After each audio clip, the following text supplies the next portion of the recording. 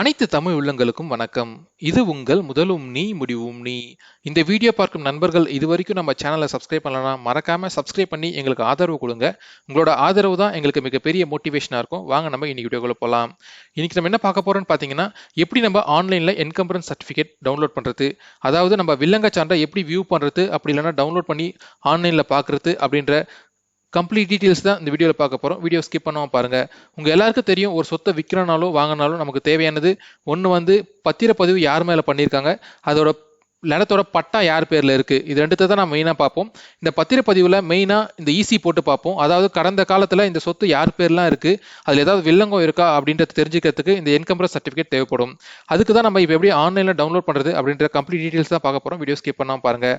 உங்கள் எல்லாருக்கும் தெரியும், இந்த பத்திரப்பதிவுனாலே 2 டிபார்ட்மெண்ட் சம்மந்தப்பட்டிருக்கும். ஒன்று பார்த்தீங்கன்னா ரெவன்யூ டிபார்ட்மெண்ட், இன்னொன்று வந்து ரெஜிஸ்ட்ரேஷன் டிபார்ட்மெண்ட்.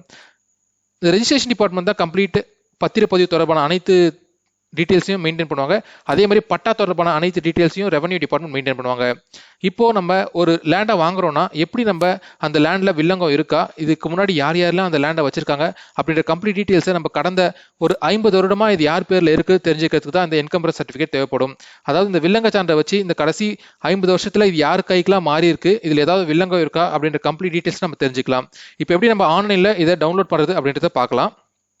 முதல்ல நீங்கள் என்ன பண்ணுங்க, உங்களோட ப்ரௌசர் ஓப்பன் பண்ணிக்கோங்க. ப்ரௌசர் ஓப்பன் பண்ணிட்டு கூகுள் பேஜ் போய்க்கோங்க. கூகுள் பேஜ் போயிட்டு ஜஸ்ட் ஈசி ஆன்லைன் டைப் பண்ணுங்க. டைப் பண்ண உடனே ஜஸ்ட் பார்த்தீங்கன்னா உங்களுக்கு ஃபர்ஸ்ட் யூஆர்எல் பார்த்தீங்கன்னா tnrechinet.gov.in இந்த யூஆர்எல் கிளிக் பண்ணிக்கோங்க. இதுதான் ரெஜிஸ்ட்ரேஷன் டிபார்ட்மெண்டோட இணையதள பக்கம்.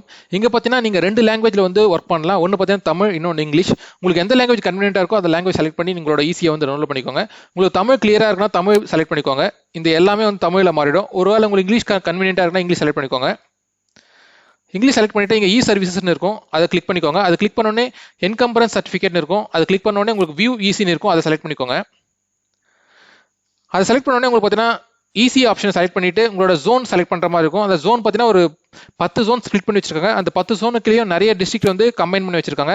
உதாரணத்துக்கு நான் சென்னை செலக்ட் பண்றேன்னா, சென்னை கீழே பார்த்தீங்கன்னா எங்களுக்கு செங்கல்பட்டு, சென்னை சவுத், சென்னை நார்த், காஞ்சிபுரம் இந்த டிஸ்ட்ரிக்ட் எல்லாம் வந்து உட்பிரிவாக கொடுத்துருக்காங்க. நான் உதாரணத்துக்கு செங்கல்பட்டு செலக்ட் பண்ணிக்கிறேன். எங்களோட டிஸ்ட்ரிக்ட் செலக்ட் பண்ணிட்டு இந்த செங்கல்பட்டு கீழே இருக்கிற எல்லா சப் டிவிஷன், அதாவது சப் ரெஜிஸ்டர் ஆஃபீஸோட டீட்டெயில்ஸ் எல்லாமே இருக்கும்.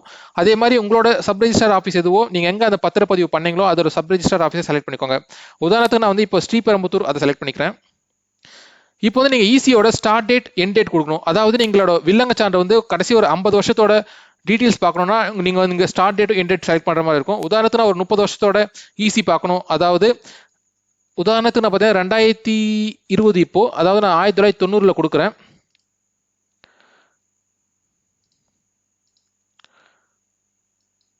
எண்ட் டேட் பார்த்தீங்கன்னா போன மாதம் 30 வரைக்கும் கொடுக்குறேன். கொடுத்துட்டு நான் பார்த்தீங்கன்னா ஜஸ்ட் ஏதாவது ஒரு செலக்ட் பண்ணுறேன். உதாரணத்துக்கு நான் வந்து பார்த்தீங்கன்னா கொளத்தூர் செலக்ட் பண்ணுறேன். என்னோட சர்வே நம்பர் பார்த்தீங்கன்னா இதுதான். இது கொடுத்துட்டு சப்டிவிஷன் நம்பர் தெரிஞ்சா கொடுங்க, அப்படி இல்லைனா தேவையில்லை. சர்வே நம்பர் 81 கொடுத்தீங்கன்னா அந்த 81 சர்வே நம்பர் கீழே இருக்கிற எல்லா டீட்டெயில்ஸ் எடுத்துகிட்டு வந்துடும். இங்கே உங்களோட வில்லேஜ் அண்ட் சர்வே நம்பர் கொடுத்துட்டு ஆட் கொடுக்கணும், அப்போ தான் கம்ப்ளீட் டீட்டெயில்ஸ் எடுத்துகிட்டு வரும். அதுக்கப்புறம் பார்த்தீங்கன்னா கீழே ஒரு கேப்சா இருக்கும், அதை என்டர் பண்ணிக்கோங்க. என்டர் பண்ணிட்டு சர்ச் கொடுங்க.